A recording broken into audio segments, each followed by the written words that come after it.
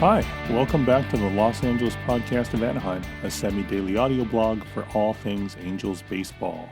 My name is David, and I've been gone for a couple weeks. I lost my voice, basically. I got sick, my voice gave out, and between the coughing and sniffling, I tried to record a few episodes, but I ended up spending about 4 times longer than actually recording it because I was trying to edit out all the sniffles and coughs and hacks.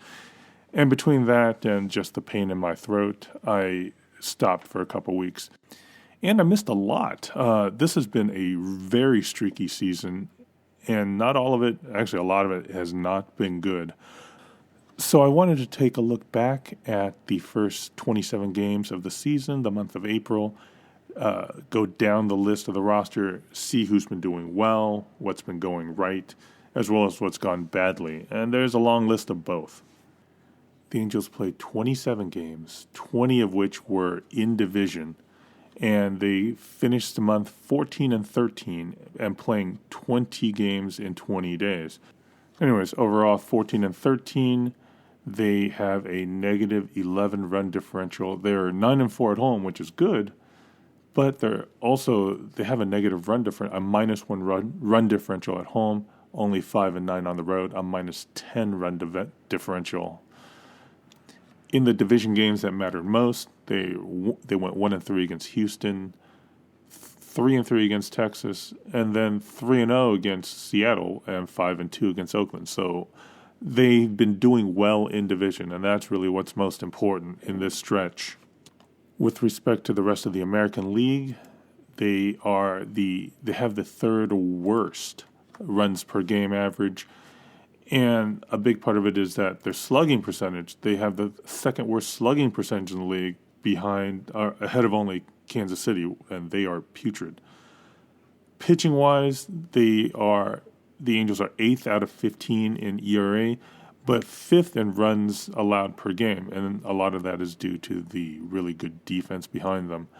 So the peripherals are not great, but that said, they're still 14-13. They're in second place, 3.5 games behind the Astros at 17-9. Oakland, Seattle, and the Mariners are behind them 2 and 3.5 games behind the Angels.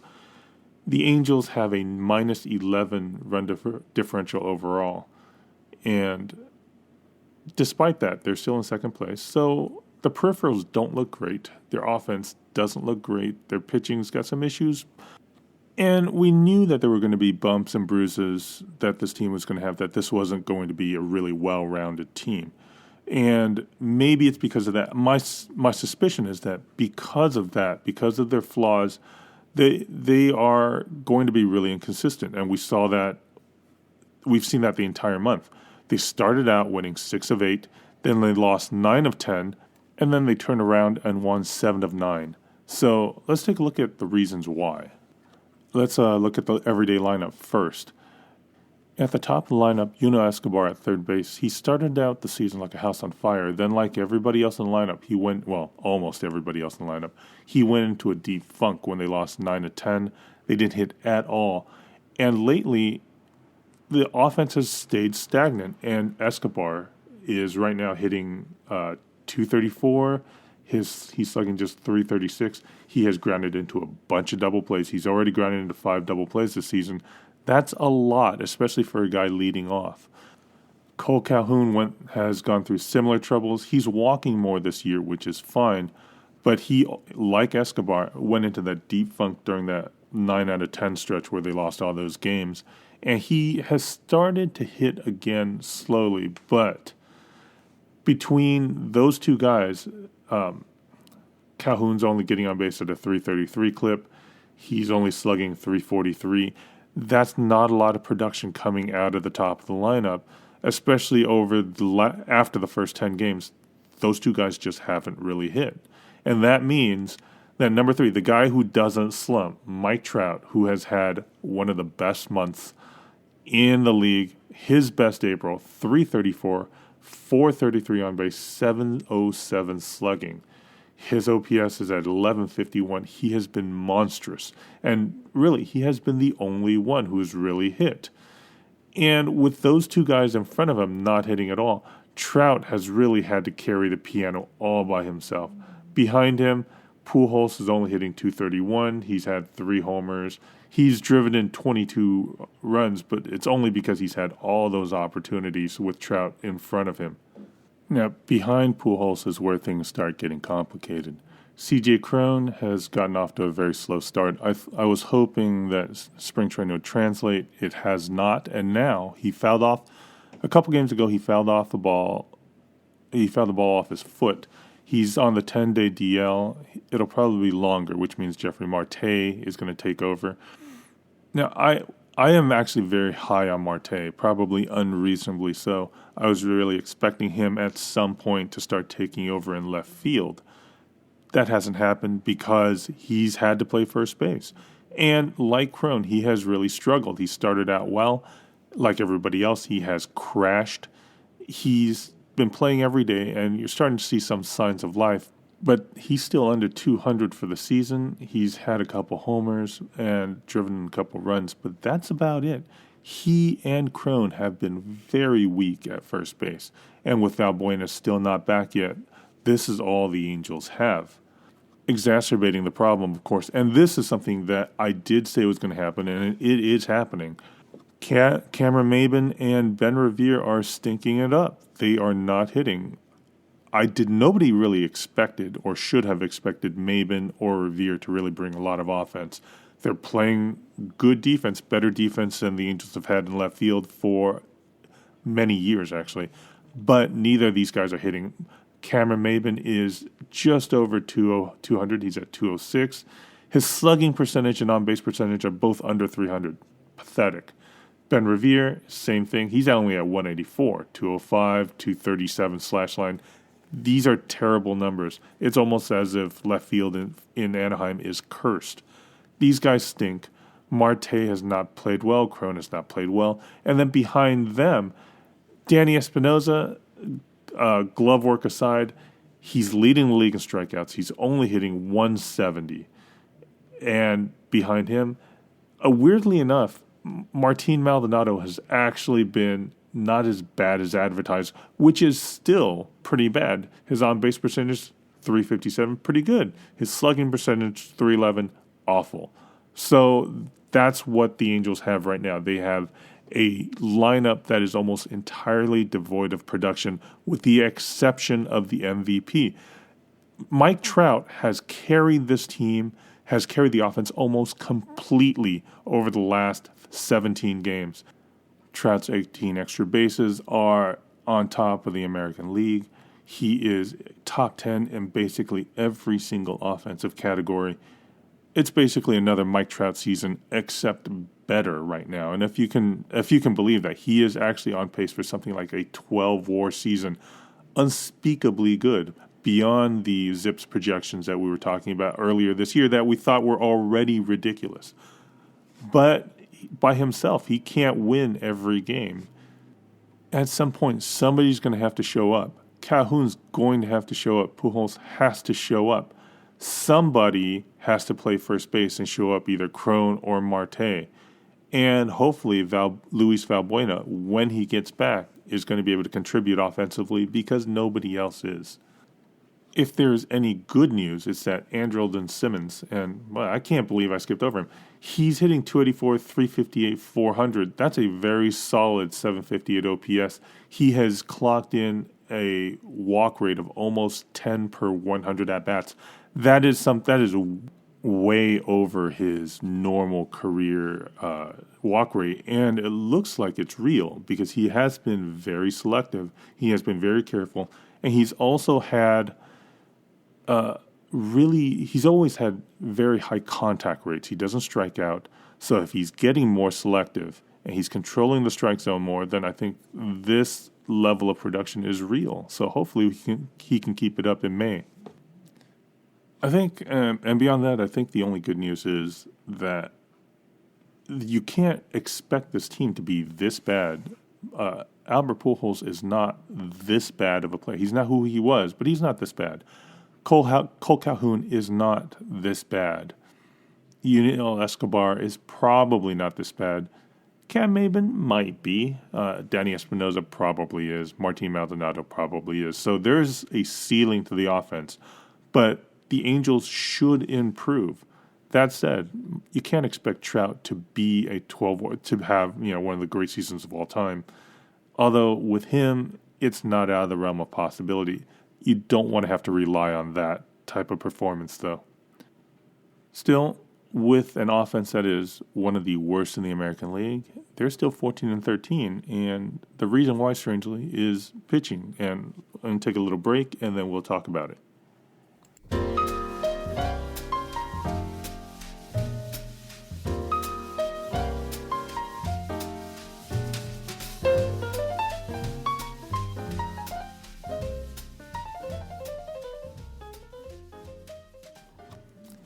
Yes, that is the Charlie Brown baseball theme. A couple of people pointed that out, and anyone who knows me knows just how much I love that comic strip. So, 14-13 with one of the worst offenses in the league. Why? Well, obviously, the reason is the other side of the coin. The pitching has been much better than expected. And the problem is that may not last. That won't last. And this is when I was sick, when my voice was lost, I was also furious because, as expected, as I predicted, Garrett Richards went from bicep strain to 10-day DL to some indeterminate length of time, some lack of deadline, and I would be surprised if we saw him again this season. It is really frustrating. I'm not sure if the Angels are lying to us or if they're lying to themselves, but either way, it's not good. With Richards gone, the Angels have had to move J.C. Romero from the bullpen to the starting rotation, and which has been great for both the Angels and Romero because Romero was awful out of the pen. He gave up a run 2 out of 3 games that he came out of the pen.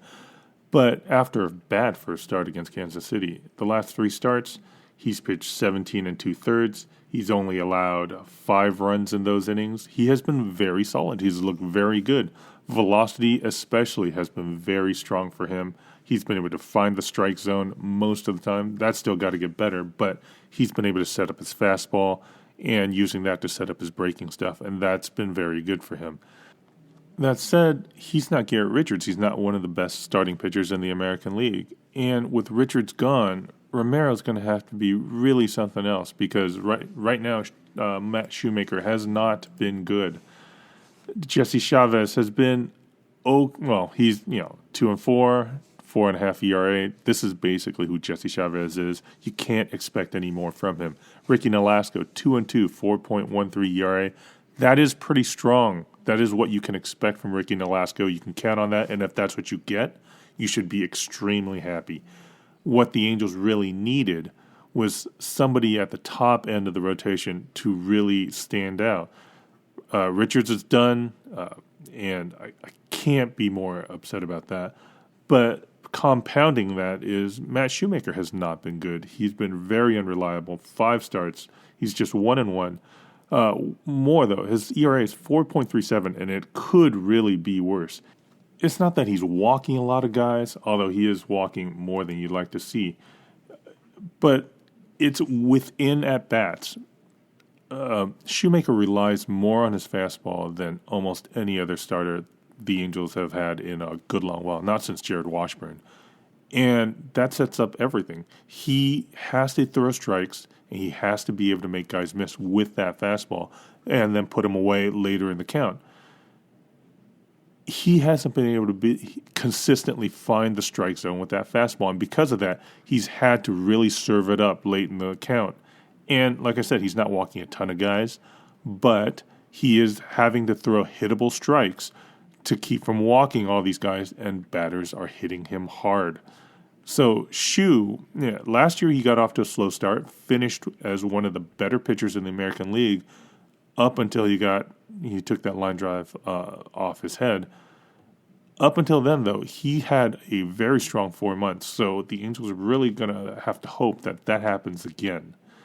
And really, it's going to be especially important that happens again because the Angels have now lost Tyler Skaggs for 10 to 12 weeks with an abdominal issue, which means that the rotation, already taxed, is now going to have to add Daniel Wright, most likely. And really, you can't. You have to really temper your expectations with Wright, because at any point he could lose the strike zone and then the game is over. It's a particular shame for Skaggs because he had started to pitch really well after getting off to such a slow start. Like Shoemaker, he has to rely on his fastball. These are guys that don't have high 90s fastballs. But Skaggs has a fantastic curveball. He's got great breaking stuff that he has to set up with a good fastball. The last couple starts out, he has been very effective finding the strike zone with the fastball, dotting it on the outside corner, then being able to go inside with the curveball, go outside with the curveball, and go away with the changeup. And it's all set up due to a very good fastball. Now he's gone for up to 3 months, and the Angels really are going to have to, find some way around this if they want to stay at all relevant in the American League West. What has saved them once the offense died, what saved them has been the decent starting pitching, and weirdly enough, the bullpen, supposedly the weakest part of this team. And it's because Houston Street started the season on the DL, and then Cam Bedrosian, who was great for 6 innings, and now he's out for at least a little while longer. And that meant they had to do some juggling. And 3 guys that you didn't really expect a lot from have saved the Angels' bacon. Bud Norris, who started the year out very badly, got his shot at temporary closer, and he has started throwing in his 1 inning in the 9th. Between 95 and 97 miles an hour, he is 5 for 5 in save opportunities. He has been striking guys out like crazy, doing a Wade Davis impersonation. 9 strikeouts in his last 5 1/3, all 5 save opportunities, no problems. Jose Alvarez and Blake Parker, in their last 10 innings, each of these guys have only allowed 2 runs. Parker, in particular, seems to be a Socia favorite, and they've been going to these 2 guys a lot. Between these 2 and Norris, they have really carried the late innings for the Angels, and that has been, in the modern game, that is what you have to do. You have to get 6 innings out of your starters, and then some bridge guys into a closer. And the Angels have been able to do that. They've been able to scratch out a few runs here and there. They've been able to get to the bullpen, and strangely enough, shockingly enough, the bullpen has been there for them. If that keeps happening, and then you add on a healthy Bedrosian on top of that when he comes back, it's too much to expect these guys to be this good for an extended period of time. But they have to be. If the Angels are going to be relevant, they have to be. Again, I'm referring back to that first episode where we talked to Dan Szymborski. The projections for these guys, they're not the worst guys in the world. They're not the best guys in the world. They're just guys. And that does mean, though, that these guys are professional pitchers. They know what they're doing. And if they play well, if they can feed off each other, if they're not, and this is very important, if they're not overworked and then come out throwing hard just maybe 2 or 3 times a week, and they can maybe sustain some level of success. But if they're constantly having to come in the 5th and 6th innings of games, if they're constantly having to bail out weak starting pitching, then you can see an overtaxed bullpen, guys really getting exposed in their 50th or not 50th, but maybe 70th or even 80th innings of work for the season. That's going to be a real problem. Hopefully it doesn't get to that. Hopefully the offense wakes up enough and the starting pitching can hold together just a little longer to help the bullpen out a little. But for now that bullpen is moving along okay. I mean, between resting on the shoulders of those 3, and hopefully Bedrosian will be back soon. Now, Bedrosian, as of a few days ago, he has still not started throwing again. He had a groin issue, and he was put on the 10-day DL. That was more than 10 days ago. It's been about 13 days now. He hasn't started throwing, and that's a problem. And this is one of the frustrations league-wide, I think, that with the creation of the 10-day DL, teams are essentially gaming the system. They're putting guys on there, kind of hoping to see what happens, but really, they're just filling up space. Most of the guys going on the 10-day DL, teams are basically using it as either a taxi squad or they are hiding much more serious injuries because maybe they just don't want to talk about it yet. Maybe like the Mets with Noah Syndergaard. He's on the 10-day DL. There's nobody on Earth who thinks Syndergaard is going to be out for just 10 days, but that's where he is. Nobody on Earth thinks that Skaggs is going to be back soon. 10-day DL to start. Garrett Richards, same thing, 10-day DL to start. It is really frustrating to get a straight answer from teams without pushing them. And the 10-day DL, it just makes things worse. So, but that's my personal frustration. That is a league-wide issue. For the Angels, with respect to Cam Bedrosian, I got to think, since he hasn't started throwing, he's probably going to be out at least another week or two. So we'll see how the Angel bullpen can hold up if Norris can continue to be as effective as he has, if Parker and Alvarez and David Hernandez, the new guy that the Angels picked up a few days ago or last week, if they can hold up until Bedrosian gets back. My voice is starting to give out again. So there's still a lot to talk about, but I'm going to move on to defense and some other issues in the next podcast. For now, right today, Tuesday, May 2nd, the Angels are going to be playing 3 in Seattle, going down to Houston for Friday, Saturday, Sunday, and then back into Oakland. So 9 straight division games. Tonight's game, the first game of the series, is Matt Shoemaker against James Paxton. And Paxton has gotten off to a great start this season. He has not given up a run in 4 of his 5 starts. So Paxton right now is working on a stretch of 21 consecutive scoreless innings. And so we'll see what the Angels offense can do about that if the struggling offense can start to turn it around a little bit. So I'm going to give my voice a rest, and then we will continue talking about that first month and what it looks like, what things are going to look like going forward. Okay, have a great day, folks, and I will talk to you soon.